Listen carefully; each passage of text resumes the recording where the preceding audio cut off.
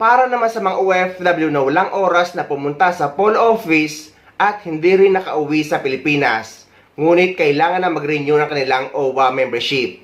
Huwag kayong mag-alala guys dahil pwede na kayong magpa-renew ng inyong OWA membership sa kamag-anak nyo sa Pilipinas. Paano? Eto. Yung mga OFW natin na gustong magpabayad, yung mga walang panahon pumunta sa embassy para personal na magbabayad at gusto nilang i-renew ang kanilang OWA membership, eto lang po ang requirement, simpleng-simple lang.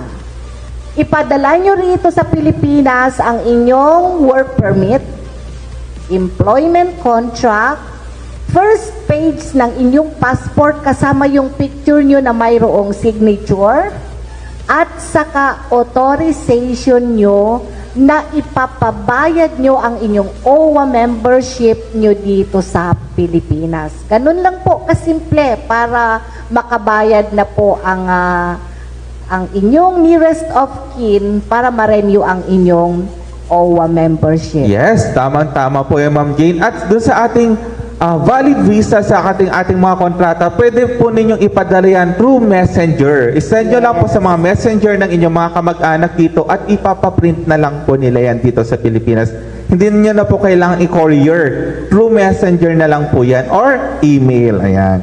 Ayan, nakikita nyo sa screen yung mga documents po na kailangan po ninyong i-provide pag nag-renew po kayo ng membership ng inyong kapamilyang OFW. Pwede nyo po itong i-screenshot para hindi nyo po makalimutan.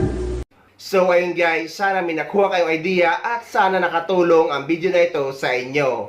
At sa mga hindi pa dyan nakasubscribe sa channel ko, please don't forget to subscribe my YouTube channel. Please click the notification bell para lagi kayo updated sa mga upcoming videos na gagawin ko tungkol sa mga updates sa ating mga OFW. Mula dito sa Dubai, maraming salamat. See you next time.